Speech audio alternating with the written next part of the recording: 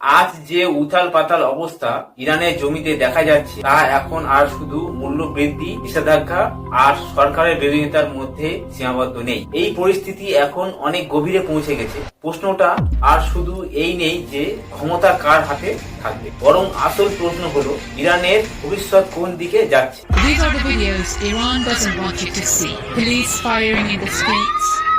Women cutting their hair, burning hijabs in rage. People have taken to the streets across Iran, angry at the government.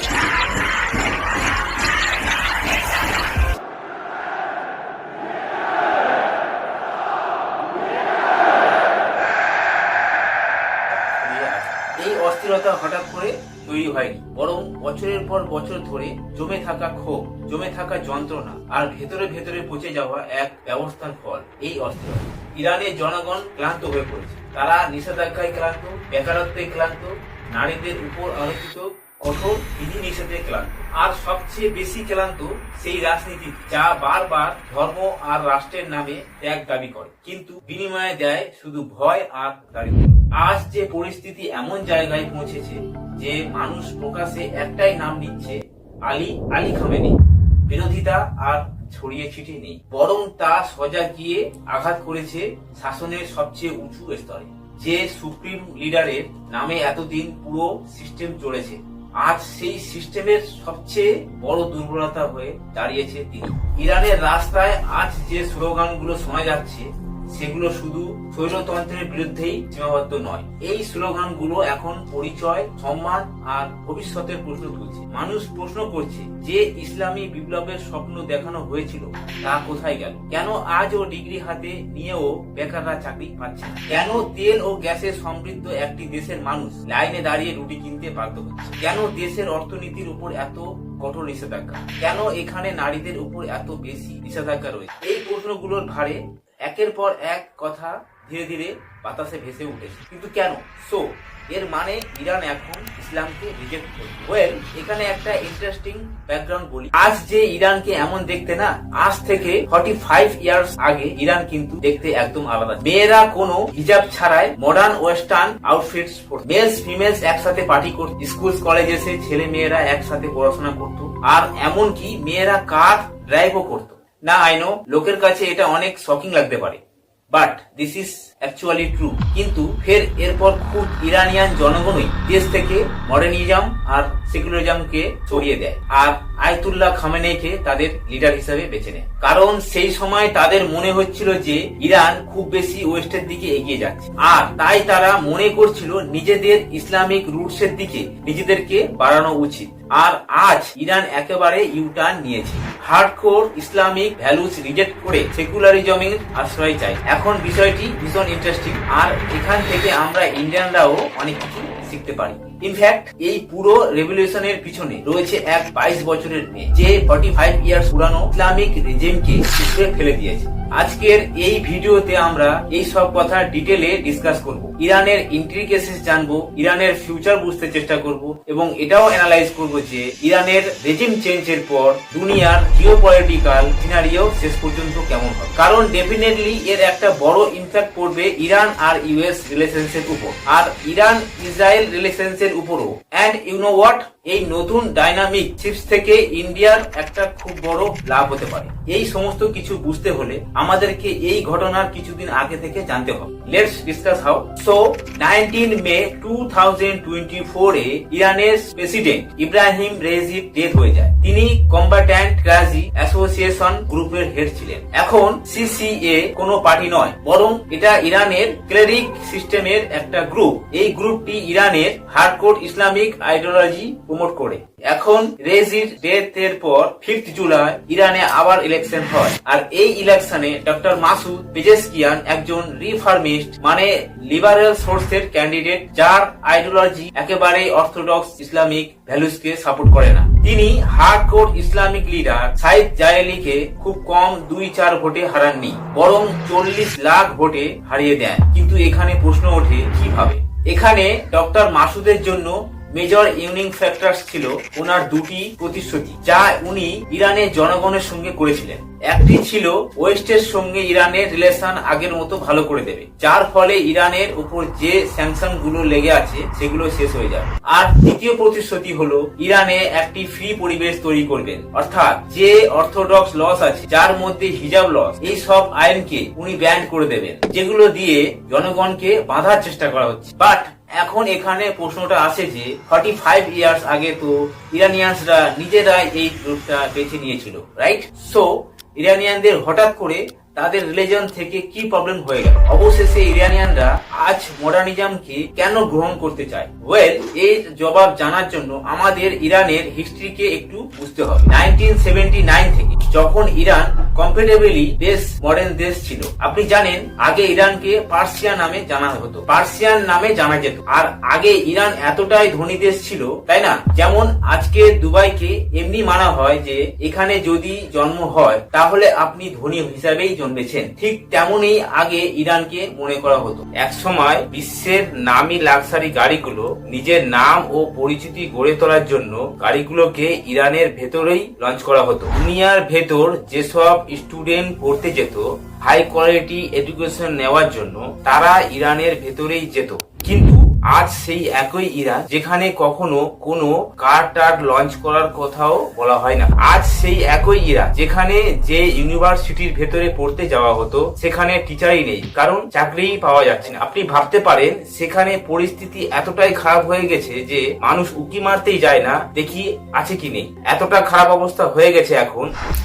এর পেছনের main reason ছিল ইরানের শাহ রেজা পাহলভীর শাসন ছিল বিদ্রোহী প্রকৃতি। তবে তিনি ইরানের আধুনিক এস্টিমেট ও রাষ্ট্র গঠনের শক্ত ভিত্তি স্থাপনের জন্য উনি ওনার রেজিমের মধ্যে ইরানকে মডার্নাইজেশনের জন্য স্পেশালি 1960-তে তিনি হোয়াইট রেভলিউশন ইন্ট্রোডিউস করেছিলেন, যে প্রোগ্রামের ভেতরে তিনি পুরো ইরানকে ওয়েস্টার্ন কান্ট্রিজের মতো একটি মডার্নাইজেস এবং ডেভেলপড কান্ট্রি বানানোর চেষ্টা করেছিলেন। এর ফলে তিনি নিজের দেশে ভারতের আইটিস এর মতো ইরানে ও আরজা মেহর ইউনিভার্সিটি অফ টেকনোলজি এবং এর মতো পাহলভি ইউনিভার্সিটি অফ মেডিকেল সায়েন্স তৈরি করেছিলেন, যাতে ইরানের সায়েন্স ও টেকনোলজি দ্রুত বিকাশ ঘটাতে পারে। শাহ রেজা পাহলভি মনে করতেন যে ইরানের ভবিষ্যতের নেতারা পড়াশোনা করা আধুনিক চিন্তাধারা হতে হবে। সো এই সময়ে শাহ রেজা ইরানের জন্য ভীষণ ছিল। উপরন্তু তিনি ইরানের শেষ শাহ ছিলেন, অর্থাৎ তিনি ইরানের শেষ শাসক ছিলেন। আর যদি এই সময়ে ইরানের ফরেন রিলেশনের কথা বলা হয় তাহলে আপনি বিশ্বাসই করতে পারবেন না আজ যে ইরান আর ইউএস একে অপরের চরম শত্রু, কিন্তু তখন তাদের সম্পর্ক ছিল অবিশ্বাস্যভাবে ভালো। ইউএস ইরানকে পুরো মিডল ইস্ট রিজিয়নে তাদের সবচেয়ে ক্লোজেস্ট অ্যালাই মনে করত। 1970-তে ইরান নিজেই ইউএস এর সবচেয়ে বড় বাজার পাচ্ছে যাচ্ছিল, আর তাদের কোঅপারেশন শুধু মিলিটারি এলিমেন্ট আর ইকুইপমেন্টের মধ্যেই লিমিটেড ছিল না, বরং ইউএস প্রেসিডেন্ট আইজেনহাওয়ার তিনি তো শাহ রেজার সঙ্গে মিলে সাল 1967-এ ইরানের ক্যাপিটাল সিটি তেহরানে অ্যাটমস ফর পিস প্রোগ্রাম শুরু করেছিলেন, আর তারপর সেখানেই ইরানের নিউক্লিয়ার রিসার্চ সেন্টারও বানানো হয়েছিল। ইনফ্যাক্ট ইউএস তাদের জন্য একাধিক নিউক্লিয়ার পাওয়ার প্ল্যান্ট ও বানাতে যাচ্ছিল। সো বেসিক্যালি ওই সময় ইউএস ইরানের অ্যালায়েন্সটা খুব স্ট্রং ছিল, আর শাহের রেজিমের সময়ে ইরানের অলরাউন্ড ডেভেলপমেন্ট হচ্ছিল। সেখানে লাস্ট ইন্ডাস্ট্রিয়াল এবং ইন্টারস্টেলার প্রজেক্ট গুলো ডেভেলপ করা হচ্ছিল। আর এর সঙ্গে সঙ্গে 50 ইয়ার্স আগে ইরানিয়ান স্পেস এজেন্সি বানানোর জন্য নাসার মতো এজেন্সির সঙ্গে কোলাবোরেশন শুরু হয়ে গেছে। কিন্তু আনফরচুনেটলি এটা হতে পারত। জাস্ট এর আগেই ইরানের এক রিলিজিয়াস লিডার আয়াতুল্লাহ খামেনি 1979-এ ইরানিয়ান রেভলিউশন ছিনিয়ে নিয়েছিলেন। তিনি রিলিজিয়নের ভিত্তিতে এমন একটি ন্যারেটিভ বানিয়েছিলেন যে শাহ রেজা পাহলভি একজন ইউএস এজেন্ট, আর তিনি ইরানিয়ান রিলিজিয়ন আর কালচারকে খারাপ করে দিচ্ছেন, পুরোপুরি নষ্ট করতে চাইছেন। আর এই ন্যারেটিভের মাধ্যমে বেসিক্যালি খামেনি মানুষের রিলিজিয়াস ইমোশনকে ইউজ করে ইমিডিয়েটলি ইরানকে ইসলামিক রিপাবলিক অফ ইরান হিসাবে ডিক্লেয়ার করে দিয়েছিলেন, আর শাহ রেজা পাহলভিকে এন্ড করে দেওয়া হয়েছিল, যার পরে নিজের প্রাণ বাঁচানোর জন্য শাহকে ইউএস পালিয়ে যেতে হয়েছে। যেই মুহূর্তে শাহ ইউএসএ আশ্রয় পেয়ে গেলেন, ঠিক তখনই আয়াতুল্লাহ খামেনেইর রেভলিউশনারিরা তেহরানে অবস্থিত ইউএস এম্বাসিতে ঢুকে 50 জন আমেরিকানকে হোস্টেস বানিয়ে নিয়েছিলেন। এখন নিশ্চয়ই ইউএস এতে খুব রেগে যাবে, আর এরই কারণে ইউএস 1979-এ ইরানের উপর প্রথম ইকোনমিক স্যাংশন লাগিয়ে দিল। এরপর এর রেসপন্স হিসেবে খামেনেই নিজের ভুলগুলো শুধরানোর বদলে উল্টে ইউএস কেই পুরো ইরান আর মিডল ইস্টে দ্য গ্রেট শাটান আর অ্যান্টি ইসলামিক বলে বদনাম করা শুরু করে দিয়েছে। তারপর ইরান মিডল ইস্ট রিজনে রেডিক্যাল ইসলামিক গ্রুপগুলোকে ফান্ড আর ব্যাক করা শুরু করে দেয়, যেমন হিজবুল্লাহ আর আইআরজিস। আর আজ তো পরিস্থিতি এমন হয়ে গেছে, ইরান পুরো মিডল ইস্ট রিজনে শিয়া সুন্নির এমন একটা মাস ছড়িয়ে দিয়েছে যে এই রিজনে কোনো মুসলিমই শান্তিপূর্ণভাবে থাকতে পারছেন। সো বেসিক্যালি ইরানের এইসব অ্যাক্টিভিটিস এর কারণেই আজ পর্যন্ত ইউএস তাদের উপর নিউক্লিয়ার স্যাংশন থেকে শুরু করে অয়েল স্যাংশন আর সব ধরনের স্যাংশন লাগিয়ে রেখেছে, যার কারণে তাদের ইকোনমিক খুব খারাপ অবস্থা হয়ে গেছে।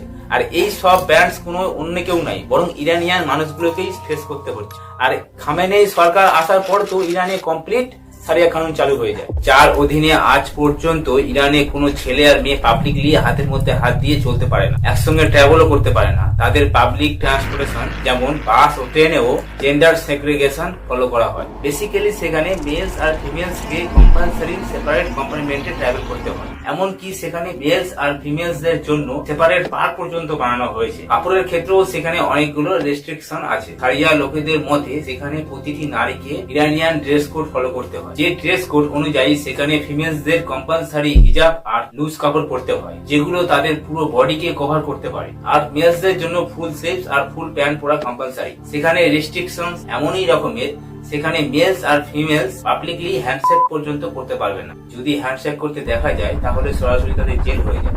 ইভেন তাদের ফিমেল এমপিদেরও এই ক্রাইমের জন্য জেলে সাজা হয়। আর এই সব রুলস কেউ ভাঙতে না পারে সেটা দেখাশোনা করার জন্য ইরানি মোরাল পুলিশ করে দাঁড়ায়। প্লাস জায়গায় জায়গায় ক্যামেরাও ইনস্টল করে রেখেছে, যেগুলো মনিটর করে যেন কেউ শরিয়া ল ভাঙতে না পারে। আর যদি কাউকে এমন করতে দেখা যায় তাহলে তাকে সরাসরি জেলে পাঠানো হয়, যেখানে তার উপর নির্যাতন করা হয়। এখন এমন সোসাইটিতে অবভিয়াস ফেসবুক, টুইটার আর ইউটিউবের মতো প্ল্যাটফর্মস পর্যন্ত ব্যান্ড আছে। কিন্তু সব থেকে বড় হিপোক্রেসি কি বলবো, ইরানের সুপ্রিম লিডার আয়াতুল্লাহ খামেনেই তার নিজের গ্র্যান্ড ডটার ওয়েস্টার্ন আউটফিটে একটা শর্ট ড্রেস পরে ফরেন কান্ট্রিতে এনজয় করতে তাকে দেখা যায়। সো আপনি নিজেই ভাবুন, খামেনেইর জন্য ইসলাম আর ইসলামিক রুলস আসলে শুধু একটা বাহানা, লাখো মানুষকে ভয় দেখাতে, ধমকাতে, তাদের উপর রুলস চাপিয়ে দিতে। আর এটাই পলিটিক্স এর আসল চেহারা। লোকেদের সামনে একটা আলাদা চেহারা দেখানো হচ্ছে, তাদের রিলিজিয়াস সেন্টিমেন্টের সাথে খেলা করা হচ্ছে, আর আসল রিয়ালিটি সম্পূর্ণ আলাদা। আর এটা অ্যাকচুয়ালি কোনো নতুন কথা নয়। আপনি যদি ইতিহাসের পাতা উঠে দেখেন তাহলে আপনি দেখবেন ইউজুয়ালি প্রত্যেক ডিক্টেটর ধর্ম বা অন্য কোনো আইডিওলজির নামে পাওয়ারকে নিজের হাতে কনসেন্ট্রেট করে নেয়, আর তারপর সে তার ফায়দা তোলে নিজের হিসাব মতো। সো এইসব অ্যাট্রোসিটিস আর হিপোক্রিসির কারণে ইরানে জনগণ বিরক্ত হয়ে গেছে। এত রিপ্রেশনের মধ্যে শেষ পর্যন্ত কেউ কিভাবে বেঁচে থাকতে পারে, বিশেষ করে সেই দেশ যা 45 ইয়ার্স আগে এতটা লিবারেল ছিল। জনতা এটাও দেখে নিয়েছিল যে ডেভেলপমেন্টের নামে এখানেও আসলে কিছুই হচ্ছিল না। না তো ফরেন রিলেশন স্ট্রং হচ্ছিল, না তো ইনফ্লেশন কম হচ্ছে, শুধু ধর্মের ভরসাতেই মানুষদের ধরে রাখা হচ্ছে। আর সেই কারণেই জনগণ সত্যি অতিষ্ঠ হয়ে গেছে, যার কারণে ইসলামিক ফান্ডামেন্টালিস্ট হেরে গেছে। এবার কথা বলতে হয় এই পুরো রিজনের পেছনে এক 22 ইয়ার্সের একটি মেয়ে কিভাবে মেজর রোল প্লে করেছে। এই পুরো রিজন চেঞ্জ আর বলা যেতে পারে আইডিওলজিক্যাল শিফটে সবচেয়ে ইম্পর্টেন্ট রোল এক 22 বছরের মেয়ে মাহসা আমিনি প্লে করেছে, যার মধ্যে 45 ইয়ার্স পুরানো চিন্তাধারাকে উপরে ফেলে দিয়েছে। অ্যাকচুয়ালি হয়েছে কি, ইরানের মোরাল পুলিশ মাহসাকে অ্যারেস্ট করেছিল শুধুমাত্র এই জন্য যে সে হিজাব ইরানিয়ান ড্রেস কোডের রেকর্ডিং অনুযায়ী পড়ে। তাকে অ্যারেস্ট করে মাহসাকে এতটা খারাপ ভাবে পিটানো হয়েছে যে শেষ পর্যন্ত তার মৃত্যু হয়ে যায়। জাস্ট কনসিডার, মৃত্যু হয়ে যায় পানিশমেন্টে, শুধু এই জন্য যে সে হিজাব ঠিকভাবে পড়ে। That was death. ইরানের জনগণ এমনিতেই আগে থেকে যে পরিবর্তনের আশায় ভোট দিয়ে লিডার বদল করেছিল, কিন্তু বাস্তবে কোনো পরিবর্তন হয়নি। কারণ ইরান ভারতের মতো দেশ নয় যেখানে প্রেসিডেন্টের হাতে প্রকৃত ক্ষমতা থাকে। ইরানের আসল শাসন ক্ষমতা থাকে সুপ্রিম লিডার অর্থাৎ ধর্মগুরু আয়াতুল্লাহ খামেনেইর হাতে। এর ফলে ইরানিরা যে অত্যাচারের বিরুদ্ধে পরিবর্তন চেয়েছিল সেই পরিবর্তন আর বাস্তবায়িত হলো না। আর সেই কারণেই মহাসার মৃত্যু ইরানের জনগণের জন্য একটি স্পার্ক হিসাবে কাজ করে দিয়েছিল, যারা আগে থেকেই এই অর্থোডক্স আইডিওলজিতে অতিষ্ঠ হয়ে পড়েছিল। এই ঘটনার প্রতিবাদে নিজেদের বিদ্রোহ প্রকাশ করার জন্য বহু ইরানিয়ান রাস্তায় নেমে পড়ে।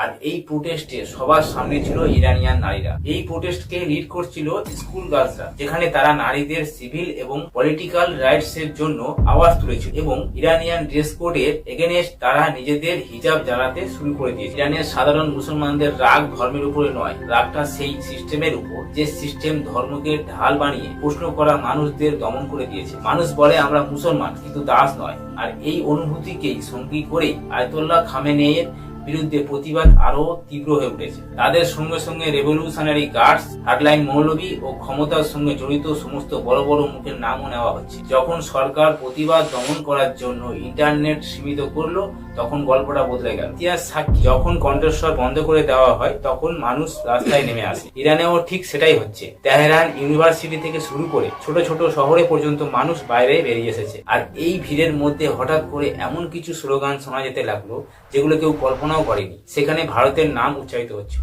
কেউ বলছিল ইন্ডিয়া মডেল চাই, আবার কেউ ইন্ডিয়ার মতো স্বতন্ত্র দেশ, এমন স্লোগান সেখানে শোনা যেতে লাগলো। এই স্লোগানগুলো কোনো সরকারের দ্বারা পরিকল্পিত ছিল না, বরং এটি ছিল একটি তুলনা একটি এমন দেশের সঙ্গে যে আন্তর্জাতিক চাপ থাকা সত্ত্বেও নিজের সিদ্ধান্ত নিজেই নেয়। এর ফলে ইরানকে ভারতের সঙ্গে যুক্ত হওয়ার আলোচনা আরো তীব্র হয়ে গেল। কিছু মানুষ এটাকে পুরোপুরি বিলাই হিসেবে দেখছিল, আর কিছু মানুষ এটাকে গভীর রাজনৈতিক সাংস্কৃতিক সং হিসেবে দেখছে।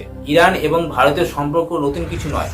সভ্যতা থেকে ব্যাপার পর্যন্ত পারস এবং ভারত শতাব্দী ধরে যুক্ত রয়েছে। বহু ইরানি বলে যে ভারত কখনো তাদেরকে ঠকায়নি, না ধর্মের নামে না ক্ষমতার নামে। এরই মধ্যে খবরগুলোর গলিতে আরো একটি আলোচনায় জোর ধরতে লাগলো কি নিজেই খামেনেই খুব চাপের মধ্যে আছে। তাদের বিরুদ্ধে শুধু রাস্তার মানুষই নেই, বরং সিস্টেমের ভেতরে অসন্তোষ রয়েছে। বলা যেতে লাগলো যে কোনো মুসলিম ধর্মগুরু এখন খোলাখুলি তাদের সমর্থন দিচ্ছেন না, সবাই হাত পেছনে টেনে নিয়েছেন।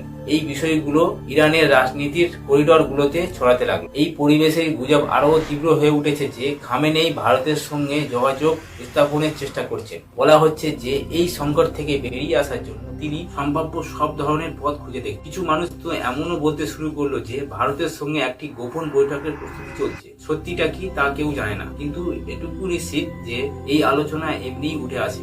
আর এরকম আরো রিয়েলিটি ভিডিও সবার আগে আপনার কাছে পৌঁছাতে আমাদের চ্যানেলটি এখনই সাবস্ক্রাইব করুন।